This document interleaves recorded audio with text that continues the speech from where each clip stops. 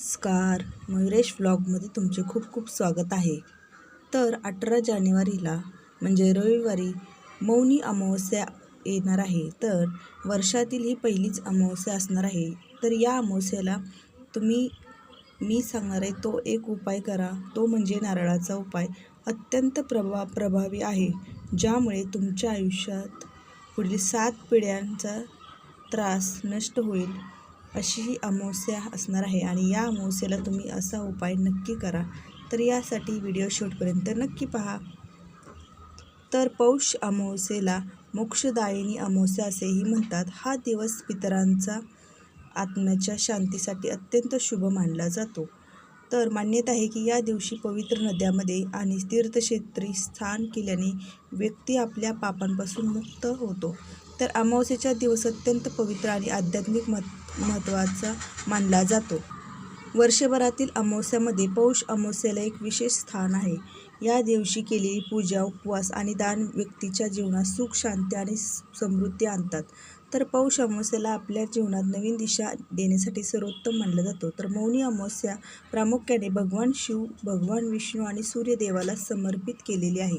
या दिवशी स्नान आणि दान केल्याने व्यक्तीला मोक्ष प्राप्त होतं, अशी शास्त्रशुद्ध पुराणामध्ये सांगितलं आहे. तर मौनी अमावस्या 18 जानेवारीला साजरी केली जाईल. अमावस्याची तिथी 18 जानेवारी रोजी उत्तर रात्री 12:03 सुरू होईल आणि 19 जानेवारीला पहाटे 1:21 संपेल. तर उद्यस्थितीनुसार ही मौनी अमावस्या 18 जानेवारी रोजी साजरी केली जाईल, म्हणजेच रविवारी आलेली आहे. वर्षभरातील अमावस्यामध्ये पौष अमावस्येला एक विशेष स्थान आहे. जीवनातील महत्त्वाचे निर्णय घेण्यासाठी आणि आध्यात्मिक कार्यासाठी ती अत्यंत आवश्यक मानली जाते. या अमावस्येच्या दिवशी भगवान विष्णू, भगवान शिव आणि माता लक्ष्मीची पूजा केली जाते. तसेच हा दिवस आपल्या पितरांना देखील समर्पित केला गेला आहे. तर मौनी अमावस्या हा दिवस पवित्र गंगेचे स्नान करण्यासाठी खूप शुभ मानला जातो. यामुळे मोक्ष प्राप्त होऊन त्यांना भगवान विष्णूचे आशीर्वाद मिळण्यास मदत होते. आध्यात्मिक दृष्टीने मौनी अमावस्या ही खूप महत्त्वाची असल्याने या दिवशी काही प्रभावी उपाय आणि सेवा देखील केल्या जातात. चला तर आपण पाहूया नारळाचा अत्यंत प्रभावी उपाय कसा असेल आणि काय करायचं, यामुळे आपल्याला सर्व कामात यश मिळेल. तर कितीही मोठं कर्ज असलं तरी त्या कर्जातून मुक्त होण्यासाठी फक्त 24 तासात घरातील इडापिडा, नजरबाधा, वाईट दृष्टी, वास्तुदोष, नकारात्मक दारिद्र्य नष्ट होऊन घरात मुलांची, पतीची खूप प्रगती होईल. तसेच घरात अखंड लक्ष्मी नांदेल. तर चला तर असा एक नारळाचा उपयोग कसा करायचा आहे, कोणत्या वेळेत करायचा आहे, याची संपूर्ण माहिती आपण पाहूया. तर हा उपाय तुम्हाला अमावस्येच्या दिवशी दिवसभरामध्ये जेव्हा किंवा तुम्हाला वेळ भेटेल तेव्हा शक्य होईल त्यावेळेस तुम्ही हा उपाय करू शकता. कारण अमावस्येची स्थिती ही सकाळपासून ती पूर्ण रात्रभर असणार आहे. त्यामुळे तुम्ही हा उपाय जेव्हा तुम्हाला वेळ भेटेल तेव्हा करू शकता. अगदी रात्री 12 वाजेपर्यंत जरी केला तरीही चालेल. अमावस्येला नारळ उपाय म्हणजे नकारात्मक ऊर्जा दूर करण्यासाठी, घरातील बाधा घालवण्यासाठी आणि वास्तुदोषापासून मुक्ती मिळवण्यासाठी नारळाचा वापर केला जातो. तर अमावस्येच्या रात्री वातावरणात अनिष्ट शक्तींचे संचार असतो, त्यामुळे संरक्षण मिळवण्यासाठी हा उपाय केला जातो. नारळ हे शुद्ध आणि पवित्र मानले जाते, जे नकारात्मक ऊर्जा शोषून घेतं.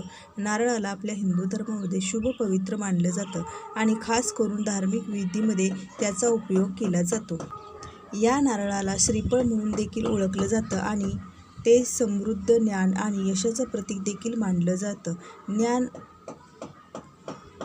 नारळ हे भगवान विष्णूचे आवडते फळ आहे, म्हणून त्याला लक्ष्मीचे प्रतीक देखील मानले जाते. तर नारळाचा बाह्य पृष्ठभाग अहंकाराचं प्रतीक मानलं जातं आणि पांढरा आतील मऊ पृष्ठभाग शांतीचे प्रतीक मानले जाते. म्हणून नारळ फोडणे म्हणजेच आपण देवाच्या चरणी आपला अहंकार अर्पण करणे असा अर्थ होतो. म्हणून अमावस्येच्या दिवशी या नारळासंबंधित काही उपाय आहे ते केले तर वास्तुदोष, नकारात्मकता आणि वाईट शक्तीपासून तुमच्या कुटुंबाचे संरक्षण होईल. जर आपल्याला घरामध्ये काही नकारात्मक घडत असेल, इडापिडा असेल, आपल्या घरातील कोणी नजरबाधा केली असेल, तर यामुळे घरातील सतत वाद, क्लेश, भांडणे होत असेल तर ही भांडणे मोठ्या व्यक्तींमध्ये असेल किंवा लहान मुलांमध्ये असेल, तर सतत किरकिर असेल किंवा मूल सतत हट्टीपणा करत असेल, तर मुलांची अभ्यासात प्रगती होत नसेल तर किंवा घरामध्ये सतत आजारपण येत असेल, तर आलेला पैसा घरात टिकत नसेल, तर कुटुंबामध्ये कोणतेही शुभकार्य हे निर्विघ्नपणे पार पडत नसेल, तर कुटुंबातील सदस्यांना कोणत्याही कामामध्ये यश मिळत नसेल किंवा कुटुंबातील व्यक्तीमध्ये एकोपा नसेल, प्रेम नसेल, तर घरामध्ये आलेली लक्ष्मीही टिकत नाही. कुटुंबावर सतत संकट, विघ्न, अडचणी, अडथळे येत असतील, तर घरामधील प्रत्येक व्यक्तींच्या कामामध्ये अशी प्राप्ती व्हावी, घरात आलेली लक्ष्मी स्थिर राहावी, घरातील व्यक्तीमध्ये एकोपा आणि प्रेम टिकून राहावे, घरामध्ये सुख, शांती, समृद्धी टिकून राहावी, यासाठी रविवारी मौनी अमावस्येला हा उपाय जो आहे तो आवर्जून करा. या उपायाने आपल्या आयुष्यातील घरातील सर्व दुःख, दारिद्र्य, दोष नष्ट होतील. उपाय करण्यासाठी आपल्याला या अमावस्येच्या दिवशी सकाळी लवकर उठायचं आहे. अंघोळीच्या पाण्यामध्ये थोडंसं गंगाजल टाकायचं आहे आणि त्या पाण्याने स्नान करायचं आहे. अमावस्येच्या दिवशी पवित्र गंगा स्नान करून त्याला खूप महत्त्व आहे. त्यामुळे गंगेचं पाणी तुमच्या अंघोळीच्या पाण्यामध्ये मिक्स करून आंघोळ करा. यानंतर स्वच्छ कपडे परिधान करा.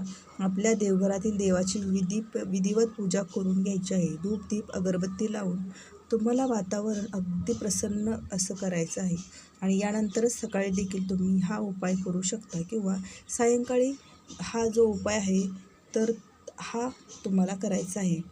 जर तुम्ही संध्याकाळी उपाय करणार असाल तर तुम्हाला सर्वप्रथम तुमच्या देवघरातील दिवा प्रज्वलित करायचा आहे. त्यानंतर धूप, अगरबत्ती लावायची आहे. यानंतर या उपायाला सुरुवात करायची आहे. उपाय करण्यासाठी तुम्हाला एक अखंड शेंडी असलेला नारळ घ्यायचा आहे, ज्यामध्ये पाणी असेल असा एक नारळ घ्यायचा आहे. यानंतर तुम्हाला एक लाल रंगाचा कापडसुद्धा घ्यायचा आहे. लाल रंगाचा कापड हा आपल्या देवघरासमोर अंतरायचा आहे आणि तो नारळ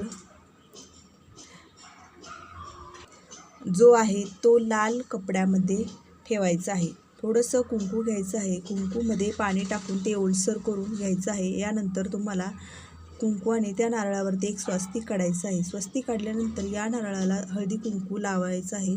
धूप, दीप, अगरबत्ती ओवाळून घ्यायची आहे. यानंतर तिथेच बसून तुम्हाला एक माळ श्री स्वामी समर्थ या मंत्राचा जप करायचा आहे. यानंतर एक माळ श्री गुरुदेव दत्त, यानंतर 11 वेळा नवनाथांचा मंत्र आहे जो त्याचा जप करायचा आहे आणि 11 वेळा कालभैरवाष्टकम पठण करायचं आहे. शक्य असेल तर 11 वेळा तुम्ही वल्गा सुक्तमळा पठण करायचं आहे आणि 11 वेळा तुम्हाला वल्गा सप्तमा पठण करणं शक्य नसेल तर तुम्ही 1 वेळा तरी केलं तरी चालेल. यानंतर दोन्ही हात जोडून तुमच्या घरामध्ये जो काही दोष आहे, ज्या काही अडचणी आहेत त्या दूर होण्यासाठी माता लक्ष्मी आणि भगवान विष्णूला मनोभावे प्रार्थना करायची आहे. त्यानंतर हा नारळ जो आहे तो तुम्हाला लाल कपड्यामध्ये बांधायचा आहे आणि नारळ आपल्या घराच्या मुख्य दरवाजावरती टांगायचा आहे. बाहेरच्या बाजूने किंवा आतल्या बाजूने तुम्हाला जिथं जागा शक्य असेल तिथे नारळ टांगायचा आहे. यानंतर तुम्हाला हा नारळ प्रत्येक अमावस्येच्या दिवशी बदलायचा आहे. गेल्या अमावस्येचा नारळ काढून निर्माल्यामध्ये टाकून द्यायचा आहे. यानंतर पुन्हा पुढच्या अमावस्येला देखील असाच नारळ आणायचा आहे. हीच सेवा करायची आहे आणि दुसरा नवीन नारळ हा तुम्हाला घराच्या मुख्य दरवाजावरती लावायचा आहे. तर हा उपाय तुम्ही केला तर कुठलीही नकारात्मकता, नजर किंवा बाधा, कुठलाही दोष घरामध्ये प्रवेश करणार नाही. तुमच्या घरातील ज्या काही अडचणी आहेत त्या 100% या उपायाने दूर होणार आहेत आणि तुमच्या घरात अखंड लक्ष्मी नांदणार आहे. तर हा उपाय तुम्ही या अमावस्येला नक्की करा आणि उपाय केल्यानंतर जो काही बदल असेल तो कमेंटमध्ये सांगायला विसरू नका. धन्यवाद. भेटूया पुढच्या व्हिडिओमध्ये.